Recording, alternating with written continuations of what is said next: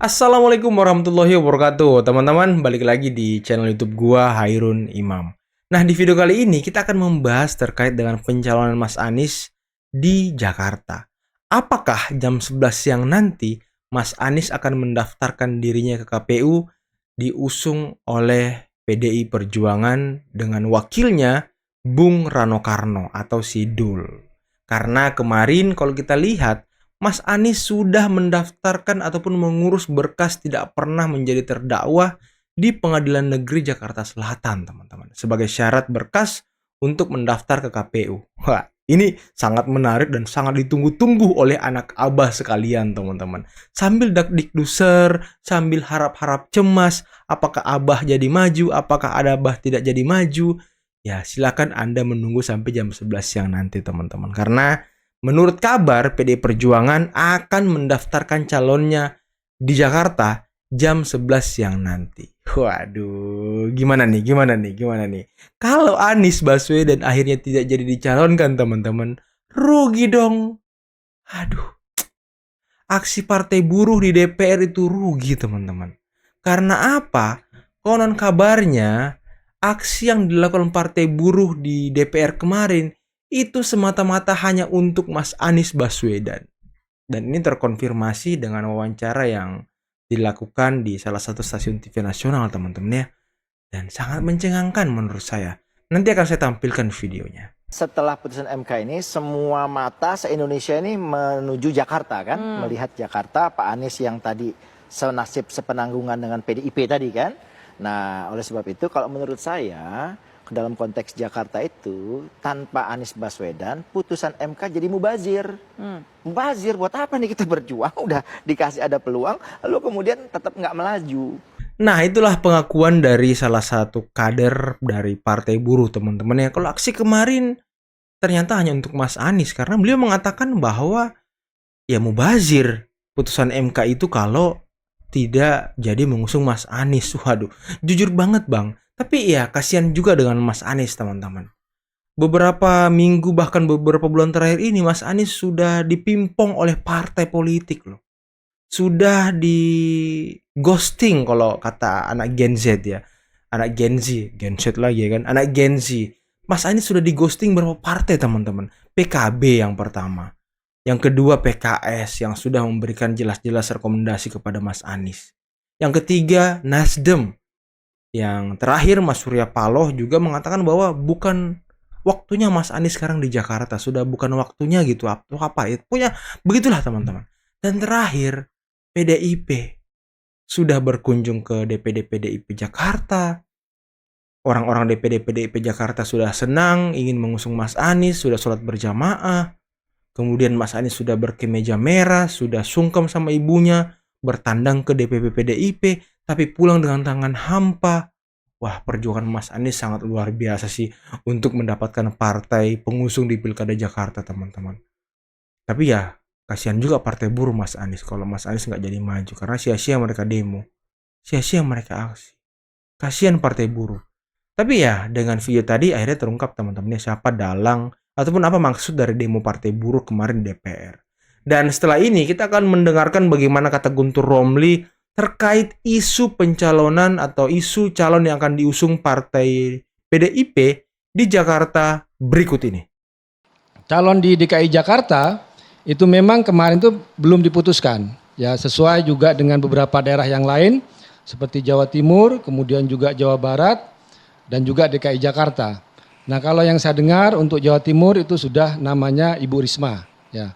Dan untuk Jakarta yang saya dengar tadi dari Pak Oli itu adalah Mas Pramono Anung, ya, Mas Pramono Anung bersama Bang Dul. Ini sudah dikunci Bang, tidak berubah lagi? Sudah dikunci ini namanya? Besok pendaftaran jam 11. Ini kan info dari nggak ada nama Anies tuh. Pak Oli ya. Maaf, Pak Oli, bendara umum kami. Ya karena memang untuk Jakarta ini ya lumayan alot perdebatannya. Karena kan memang ada aspirasi kemarin juga dari teman-teman kawan-kawan dari DPD PDI Perjuangan Jakarta ingin mengusung Mas Anies. Ya. Mas Anies bersama Bang Rano. Kemudian juga ada usulan yang lain, juga ada Pak Ahok juga, dan juga kemudian ditemukan ada nama ya ya bukan ditemukan, mohon maaf. Ini sebenarnya nama Mas Pramono Anung itu sudah lama disampaikan di publik. Mungkin ini bagian dari jalan ketiga, ya, jalan ketiga, jalan tengah.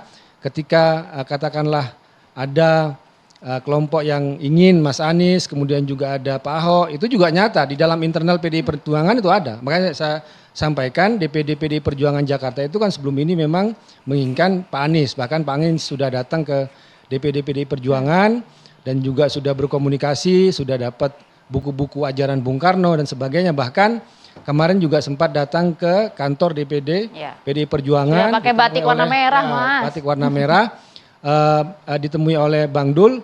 Cuma memang waktu itu belum ada keputusan apa-apa ya. Kalaupun yang informasi yang tadi disampaikan oleh Pak Oli, Bendahara Umum kami, bahwa besok jam 11 Mas Pramono Anung itu akan didaftarkan bersama Bang Dul, bersama Bang Rano Karno.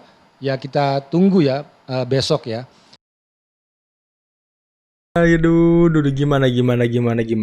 gimana perasaan anak abah ketika mendengarkan pernyataan dari Guntur Romli ini, teman-teman? Info dari pengurus pusat DPP PDIP bahwa yang akan dicalonkan itu adalah Pak Pramono Anung dengan Mas Rano Karno. Wow, apakah Mas Anies wassalam untuk kedua kalinya, teman-teman? Waduh, kita tunggu jam 11 nanti ya. Tapi intinya kita melihat, kami melihat bahwa kalau itu sudah menjadi keputusan dari Ketua Umum kami, Ibu Megawati, ya para kader memang harus melaksanakan. Apalagi kan kami lihat Mas Pram ini kan tokoh senior ya di PDI Perjuangan, beliau mantan sekjen, kemudian juga secara komunikasi juga bagus, bisa menjembatani semua pihak, baik di internal PDI Perjuangan ataupun juga hubungan kelembagaan ataupun juga dengan partai-partai yang lain. Saya kira sosok yang bisa mempertemukan, sosok yang bisa mempersatukan perbedaan-perbedaan biar tidak terpolarisasi pendukung antara Ahok dengan pendukung Anies. Baik, Mas Gunrom, berarti simpulan malam hari ini per malam hari ini, Mas ya, karena kita tidak tahu besok dinamika seperti apa, berarti Anies tidak jadi berbaju merah, sedangkan Mas Pramono dipastikan besok mendaftar, apakah akan mundur juga dari jabatannya? Ya, kalau ini benar, besok yang daftarkan adalah Mas Pramono dengan Rano Karno, ya kami mohon maaf berarti belum berjodoh dengan Mas Anies, ya kan? Oke, tapi ini sudah fix kan? Ataukah masih ada peluang untuk kemudian berubah atau justru kemudian dipindahkan ke daerah lainnya? Nah itu kita lihat besok ini jam 11, ya kan? Kita lihat besok ini benar Mas Pram dengan Bang Rano atau ada nama yang lain itu kan? Karena kalau saya sampaikan juga ya memang masih dinamis ya yang ada di dalam di DPP PDI Perjuangan. Karena gimana ya, memang kalau ngelihat bicara soal survei misalnya, kita kan harus melihat juga mengacu ke situ. Memang dua nama itu Mas Anies dengan Pak Ahok itu kan mengungguli lah ya, mengungguli dalam arti itu yang benar-benar nyata aspirasi dari masyarakat dan kami sangat menghormati itu. Makanya kita lihat kan juga dua tokoh ini kita sebut ya 11-12 lah ya kan, sama-sama punya warisan di Jakarta baik Mas Anies dan juga Pak Ahok. Tapi juga kita harus menyadari kan ada sisi yang mana negatif dan sisi positif itu kan. Dari sisi kalau Mas Anies dengan Pak Ahok kalau dibandingkan ya mungkin kelebihan Pak Ahok itu ya adalah beliau adalah kader dari PDI Perjuangan. Kalau Mas Anies itu kan belum gitu kan. Nah makanya beberapa waktu yang lalu kami juga mengusulkan agar Mas Anies itu menjadi kader PDI Perjuangan. Tapi ya kami tentu saja tidak bisa memaksa karena kan itu kan pilihan masing-masing. Kemudian juga kalaupun pada akhirnya Mas Pram benar-benar besok yang akan mendaftar bersama Bang Rano ya kami tentu saja ini adalah pilihan yang kami anggap sebagai yang terbaik menjembatani dan jalan tengah ya menurut kami yang ada di PDI Perjuangan. Waduh, ini kabar yang sangat buruk bagi anak-anak abah ya. Kasihan banget loh kalau Mas Anies nggak jadi diusung PDIP teman-teman. Tapi memang ya wajar ya. Dinamika yang terjadi di internal PDIP itu sangat tajam dengan masuknya nama Mas Anies sebagai salah satu yang akan ditawarkan atau diusung teman-teman. Utamanya mungkin sangat tajam dari kader-kader PDIP yang merupakan pendukung Mas Ahok gitu. Atau orang-orang yang dulu berjuang di tahun 2017 untuk mencalonkan Ahok. Nah, orang-orang inilah mungkin yang membuat situasi menjadi runyam dan tajam kepada Mas Anies dan mungkin saja mereka juga sedikit memberikan tekanan ataupun sedikit ancaman kecil-kecilan kalau PDI mengusung Mas Anies, maka ya mereka akan memutuskan juga untuk tidak akan berkampanye dan tidak akan bekerja untuk PDIP berkampanye untuk Mas Anies. Mungkin ya seperti itulah teman-teman ya. Karena ketika ada yang tidak setuju dan sakit hati pasti tidak akan bekerja gitu untuk calon tersebut. Apalagi ya Mas Anies bukan kader, bukan siapa-siapa PDIP, tiba-tiba ujuk-ujuk datang ke PDIP dan ingin diusung, hanya bermodalkan elektabilitas yang tinggi gitu. Dan juga ya DPD PDIP Jakarta juga ya melihat survei mereka realistis ingin mengusung dan mengusulkan Mas Anies dimajukan, teman-teman. Tapi ya gocekan-gocekan PDIP ini sangat luar biasa juga, teman-teman ya. Di malam sebelum pengumuman calon kepala daerah PDIP itu Mas Anies sempat didatangi oleh petinggi dari PDIP dan sudah sempat salaman juga katanya, teman-teman. Tapi besoknya ketika Mas Anies datang ke DPP PDIP, di ghosting, beliau pulang tanpa membawa surat rekomendasi. Waduh, ini membuat atau menimbulkan bekas sepertinya. Dan anehnya ini sebenarnya aneh, teman-teman. Karena setelah beliau tidak mendapatkan rekomendasi dari DPP PDIP, besoknya beliau mengurus surat tidak pernah menjadi terdakwa seperti yang saya katakan di awal tadi, teman-teman. Apakah memang seperti pencalonan Mahfud MD ketika Pilpres 2019 yang akan diusulkan untuk menemani Pak Jokowi, tapi ternyata di ujung tanduk di garis finish langsung diganti oleh Bapak Ma'ruf Amin. Tapi coba kita dengarkan apa kata salah satu buzzer ataupun pendukung atau simpatisan dari PDIP, teman-temannya, terkait dengan pencalonan Mas Anies atau terkait dengan pencalonan gubernur di Jakarta dari PDIP. Banyak orang bicara bahwa jika PDI Perjuangan mencalonkan Anies Baswedan, maka PDI Perjuangan punya potensi menang di Jakarta. Oke, itu kalau menang. Kalau nanti Anies kalah, PDI Perjuangan tiba-tiba mengundurkan langkahnya. Saya nggak tahu ya ada apa, tapi ada kemungkinan nih, karena Anies Baswedan tidak mau di PDIP-kan. Padahal syarat dari Ibu Mega adalah utamakan kader sendiri. Maka situasi kembali ke titik nol. Pilihan PDI Perjuangan menjadi tidak pasti buat Anies. Dan terakhir beredar kabar kalau PDI Perjuangan ada rencana memilih Pramono Anung, kader PDI Perjuangan yang masih menjabat sebagai sekretaris kabinet sampai sekarang. Nah, ini jelas kartu mati. Mendingan deh PDI Perjuangan menyerah aja nih kalau milih Pramono Anung, karena sudah pasti kalah. Saya kenal sama Pak Pram, tapi jujur untuk yang satu ini saya tidak menyarankan untuk dicalonkan. Saya ini nggak ingin mencampuri urusan internal partai, tapi saya coba memberikan sebuah analisa yang mungkin berguna. Banyak orang bicara bahwa jika PDI Perjuangan mencalonkan Anies Baswedan, maka PDI Perjuangan punya potensi menang di Jakarta. Oke, itu kalau menang.